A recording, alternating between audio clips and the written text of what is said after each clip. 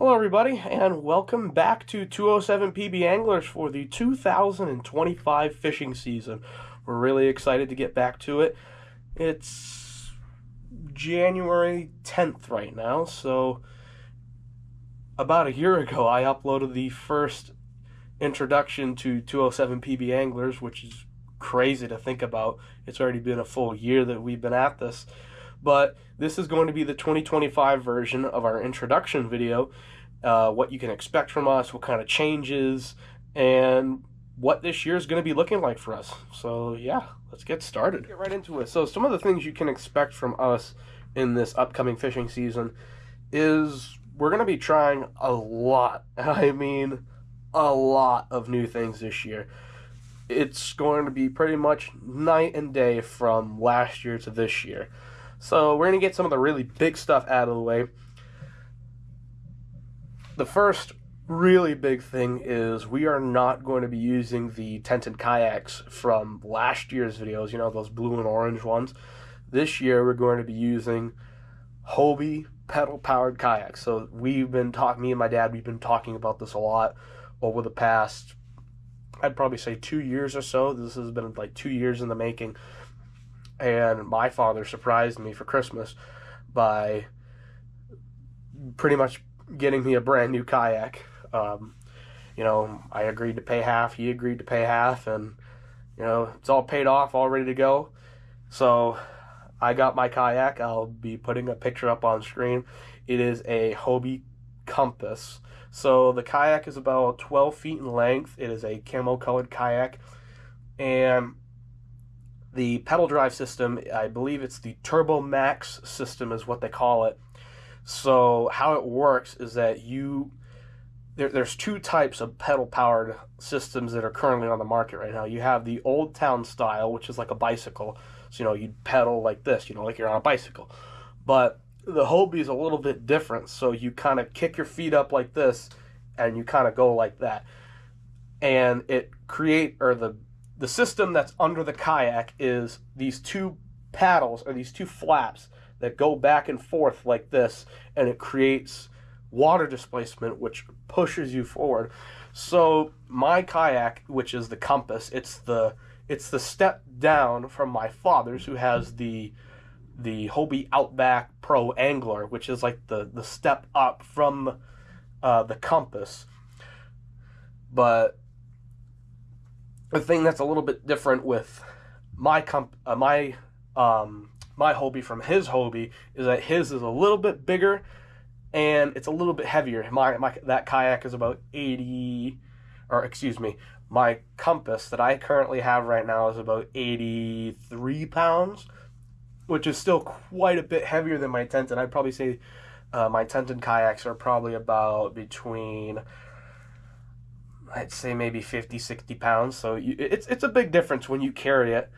And the Pro Angler is about 103 pounds. So I don't know what we will be doing in terms of accessibility, in terms of like some of those tighter to reach areas, like the swamp out in Kennebec County.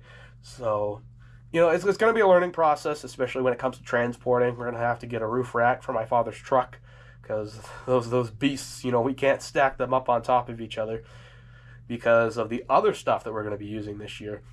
But some of the advantages of the Compass that I'm really excited to use is that the speed of the Compass is crazy because of the shape of the hull, comparatively speaking, to the Outback. The Outback is the Outback's the hull of that particular boat is a lot more broad, so it's like this. But with the Compass, it's a lot more narrow, so it cuts through the water better. So I think my max speed I can go on the the Compass, is about 6 to 7 miles an hour, which is pretty dang fast for a kayak. Especially, and I should probably clarify, that's with the turbo drive system, which is a little bit different from the pedals that Hobie sells you if you don't upgrade to the turbo drive system. My father's, he also has the turbo drive system in his Pro Angler, and he can go about maybe 4 or 5 miles an hour. But there's a couple drawbacks with the Compass in particular. Don't get me wrong, it's a very stable kayak, and it was well worth the price.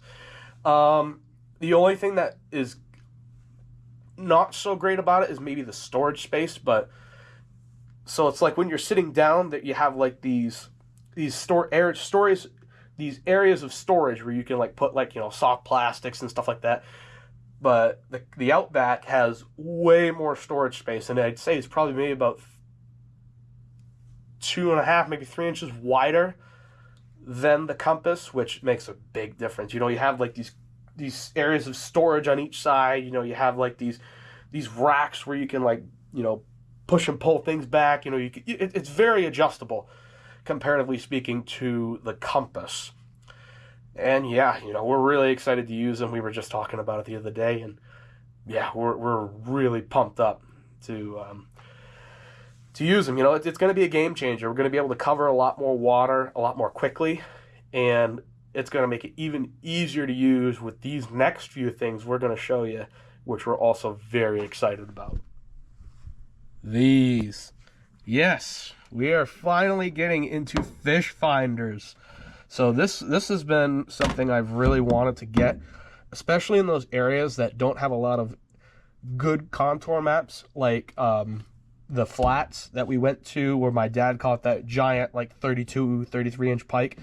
A lot of the maps over there, or lack thereof, I should say, they just don't exist.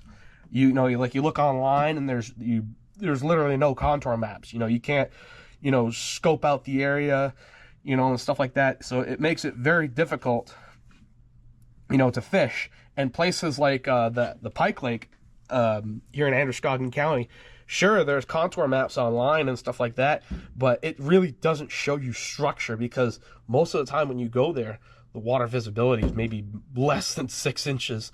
So it's going to be a real big game changer. So this particular model right here is the Garmin Striker 4CV. So this is the clear view, which is a really cool innovation in fish finder and sonar technology.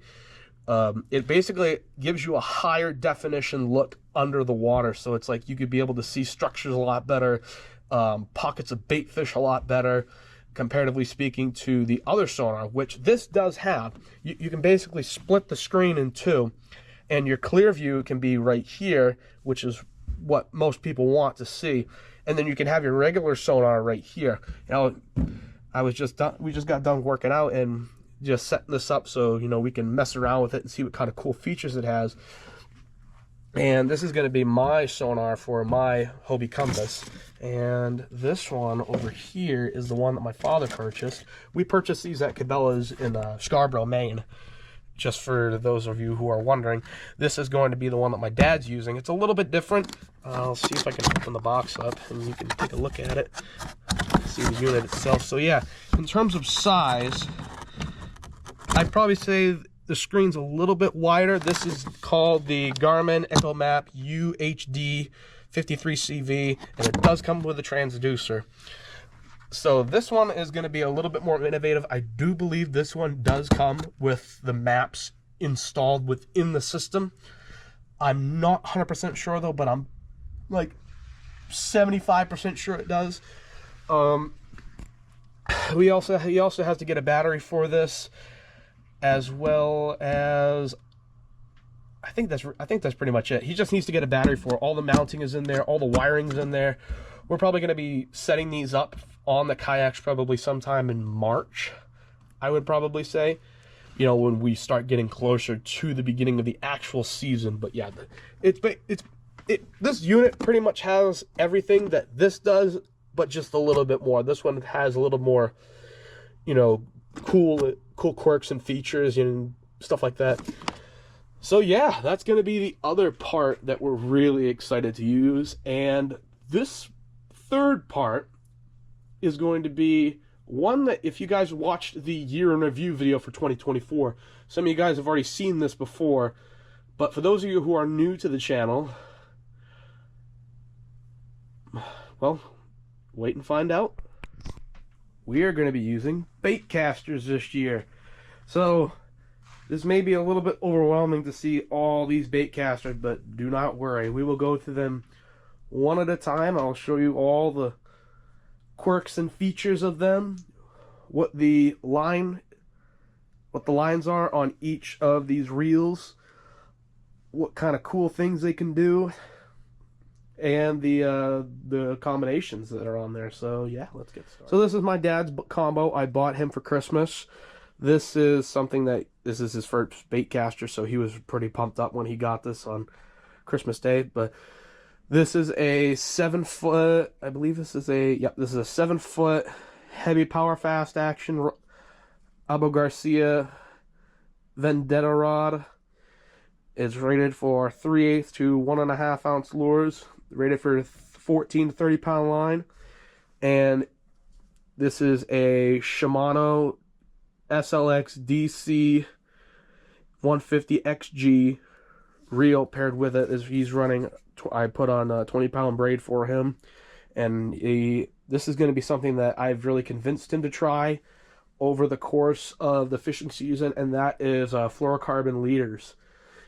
So, you know, when those fish are looking at that crankbait or looking at this chatterbait, for example, that's on here, so they don't see the lure as, you know, not being realistic. I mean, it's not realistic to begin with, but still, having those fluorocarbon leaders at the front of the lure not only gives you that extra stretch when that fish strikes, but also you don't see a lot, or it makes your lure pretty much invisible underwater. Well, at least the line in front of it, because if you were to run braid on something like this, you know, a lot of the fish would see that and they'd swim away because, you know, they get spooked. So yeah, that's rod and reel combo number 1. Just so you can see, there's the DC on the side. And yeah, let's get on to rod and reel combo number 2. So this is going to be my combo for this year in terms of heavy setup for a bait caster. So this is my Shimano SLX DC reel. I'm running 30-pound braid on here, and I got that paired up on a Quantum Smoke S3 rod. It's a 7'4" heavy power fast action rod. It's rated for 12 to 25 pound line. It's good for 7/16 to 1.5 ounce lures, although I found out that this is rated for much heavier lures. I put my 3-ounce rat lure and 3.5 ounce glide bait on here, and it performed pretty dang good. But, you know, I've been going out in the backyard and casting it and practicing with it, and I've gotten used to the, you know, quirks and features of bait casters and how they work and how they perform. But, you know, I got a frog up on here for now, although I probably won't do that at the beginning part of the season. But I just wanted to do that as practice, you know, when I go outside, you know, try to hit the tree, try to hit the fence, you know, or a certain corner of the fence, you know, hit the bucket, you know, stuff like that. You know, just so I can get used to, you know, using a bait caster. I've been doing that for about, I'd probably say about 2 months now, and I've gotten pretty dang good at it. So yeah, let's go on to rod and reel combo number 3. Now this is the most recent rod and reel combo or more specifically reel I purchased. This is the Shimano Corrado DC reel. This was something I really wanted for, you know, lighter lure setups and, you know, stuff like that, just so I could throw some of those lighter lures with, you know, not braid on there. So I have 20-pound fluorocarbon on this, and I got that paired up with a white spinnerbait on there, and I got this on the Bass Pro Shops Mega Cast rod. This is a 7-foot medium heavy fast action rod. It's rated for 3/8 to 1 ounce lures. Like I said, I got 20-pound fluorocarbon on this. So this is going to be primarily my jigging rod, my Texas rig rod, my spinning bait, my crankbait, my spinnerbait, my jigging rod, you know, stuff like that. Not to say that I won't be using spinning rails, because I absolutely will.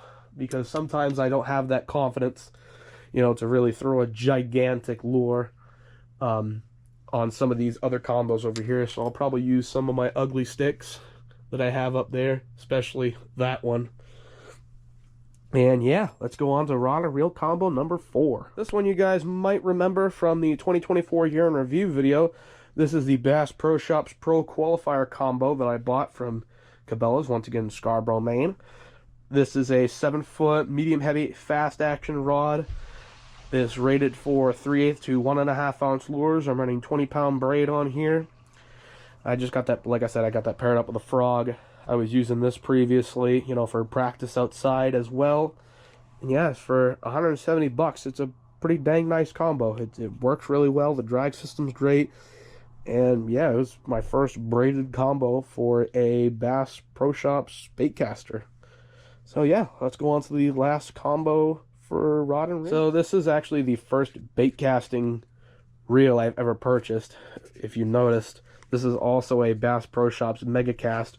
Originally the Corrado was on this reel and the Mega Cast reel was on that rod, but I swapped them around because the Corrado felt very flimsy on this rod.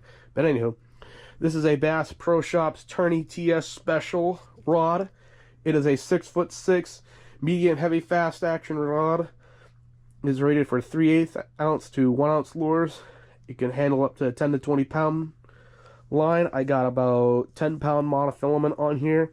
I'm running that with a Kitech round head jig and a Kitech Fat Swing Impact swim bait. So yeah, I'm probably going to be using this probably pretty early in the season. I'm pretty confident that I can catch something on this in the earlier parts of the year, you know, when the water's still pretty cold and the fish are starting to come up shallow looking for bait fish. So yeah, that's pretty much the bait casting combos that I have so far accumulated over the off season, as you may call it. So yeah, let's talk about what we are going to be probably doing this year in terms of locations, which is going to be really exciting.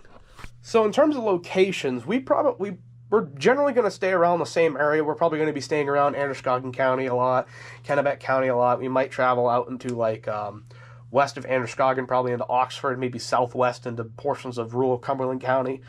But, excuse me, what we really want to do this year is we want to travel north. You know, we really want to go to like portions of Franklin County where there's isolated portions and populations of smallmouth bass. They're like tucked up in the Appalachian Mountains. I'd like to try going out to Penobscot, where the city of Bangor is. There's a lot of good pike fishing out there with one particular lake. If you guys are interested, or if y'all are from out in that general area, you probably know which lake I'm talking about.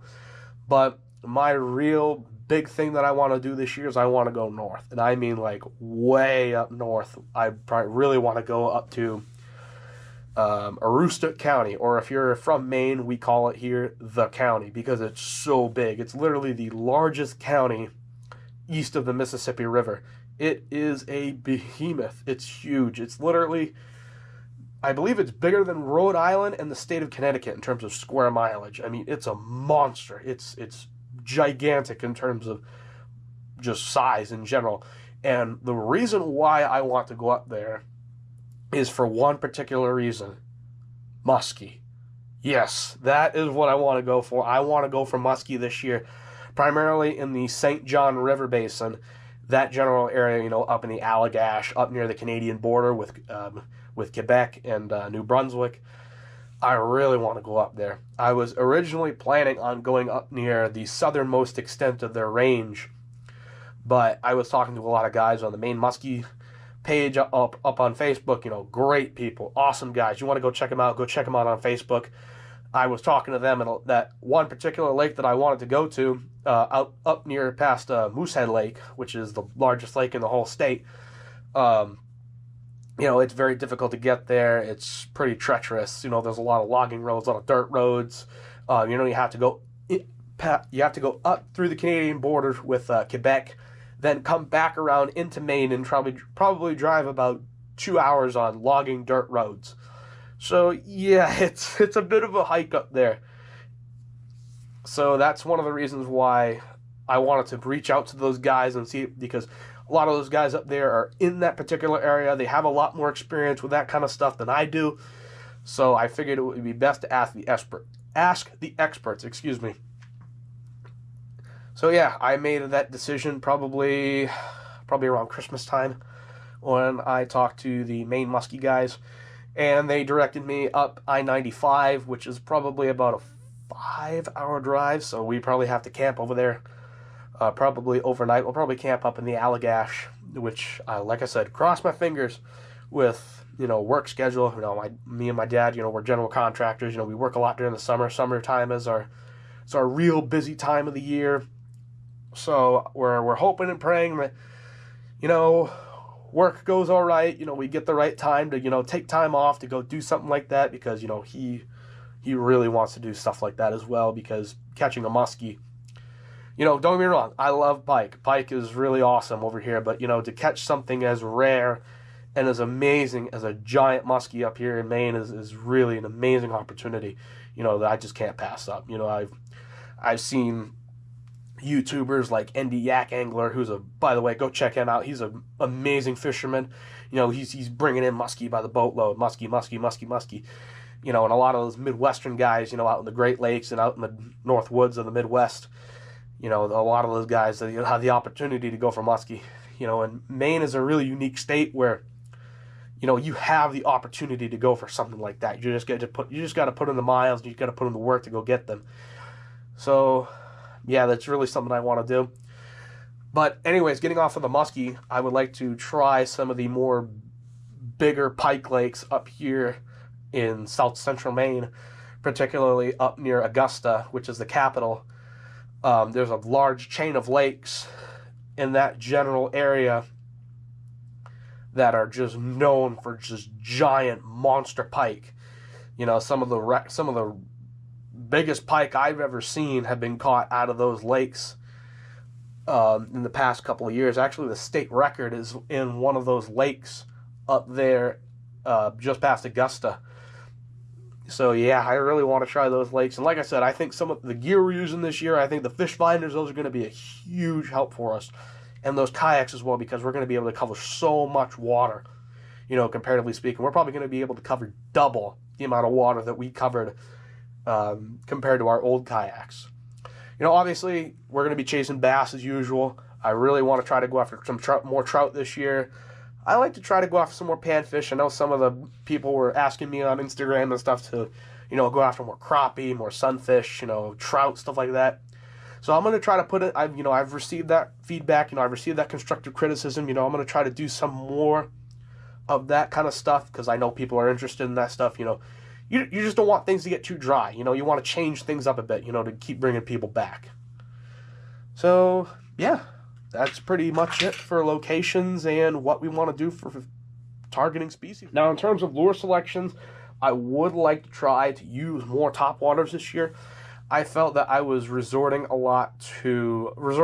almost too much to, like, Senkos and stuff like that, which, I get. This year, it wasn't like the year prior, which I know I said this in my year in review video, which was last time, that I resorted a lot to using things that I never used before, which is great, don't get me wrong, but I kind of want to go back to more topwaters. But I think a lot of that depends on how much rain we get this year, because I know the rain and the overcast skies kind of influences the topwater bite. The frog fishing this year, the whopper plopper fishing this year, me and my dad were just talking about it. It was awful. It was not good whatsoever. So I'm hoping and praying that we get more rain this year. Obviously, I hope not too much rain, because that would affect our work schedule and how much money we make, of course, because we'd have lives. We have lives too. We gotta make that bread. But I would like a little bit more rain this year, not too much to where it impacts our work schedule, but just enough so it makes that water level rise a little bit more, so it pushes those fish more shallow, more of those bait fish, more of those like shad, shiner, stuff like that, go up more shallow. And so we have that opportunity to, go catch those fish on top water, get a really cool strike on the video. But, I would like to use, more spinner baits. Spinner baits, I've really started to fall in love with them at the end of last year. I found that to be a really big, confidence bait, especially when you throw that up really shallow, near those weeds and near those especially near those weed beds that are really submerged under the water, and you rip that through.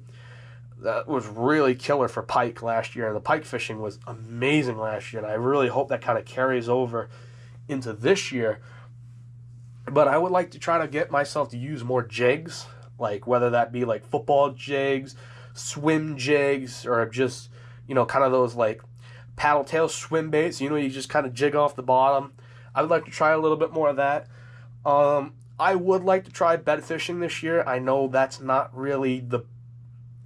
I know it's kind of a sensitive topic for some people because depending on who you ask, it's great, it's awesome, it's a lot of fun for some people, and then some people are like highly against it because, that impacts the bass's spawning rituals and stuff like that, and sometimes a lot of those bait fish will come up and, they'll try to eat the eggs, like, the perch, the bluegill, stuff like that. But in my experience, the little bed fishing I've done, as long as there's not like those small bait fish that are in that area, will pounce on the bed and, eat the eggs. As long as you get the bass unhooked as quick as possible, quick picture, whatever it may be, and just send it back into the water, most of the time they'll go right back to their bed. No harm, no foul. So I might dabble with that if people are okay with it, if, it ends up working out. But yeah, other than that, I'm probably going to be sticking to using some of the same stuff. I might use some more unique topwater lures, especially if the weather holds up and, things go great. But yeah, that's pretty much it in terms of lures and stuff like that. Now, this is a big if. If the weather continues to hold up the way it is, we're in like a really big cold spout right now. It's like frigid outside. Right now it's like 10 degrees, we're getting up into like the 20s during the day for the high, and it's dropping down to like the 10s. We might be able to go out on the ice this year for our first video of the year. We're talking to John, who's a really good friend of ours, really good friend of my father's. We do work for him in the summertime and just work for him in general if he needs it. And we may be able to go out with him on a local lake for some ice fishing this year.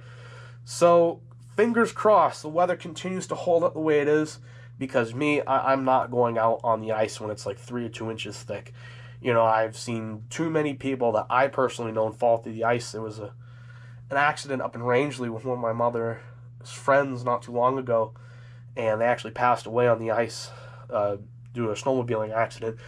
So by all means, I'm being very cautious with kind of stuff like that. There's been people that fell through the ice not too long ago up in northern Androscoggin County, and it was a really small body of water, and it froze over, and people fell through the ice. So, like I said, I'm going to try to be very cautious with that kind of stuff. But, we'll see how everything plays out. And, yeah, and that about wraps it up for today's video. I really hope you guys enjoyed and are really excited for the season just like we are. Now, when it gets closer, if you guys are interested in the tented kayaks, we have 2 of them. I will be selling them in the near future. They will be sold with the boats will obviously be sold along with the 2 paddles that detach like this, and the seats. They'll all be coming. I'll probably be putting out a price probably around sometime in April, May. So if you guys are interested, please let me know. Please DM me, whether that's on Instagram or leave a comment down below. If you guys are interested in those kayaks, and you are in the South Central Maine area, you're in the Androscoggin, Kennebec, Cumberland, Oxford County areas, reach out to me if you're interested in those kayaks. Excuse me. But yeah, like I said, that pretty much wraps it up for today. I really hope you guys enjoyed this yearly introduction. I'm really excited to get the season rolling. I'm itching to get back on the water. So, like I said, fingers crossed, we might be able to get out on the ice this year. But if we don't, we will see you guys in April. Thank you guys for watching.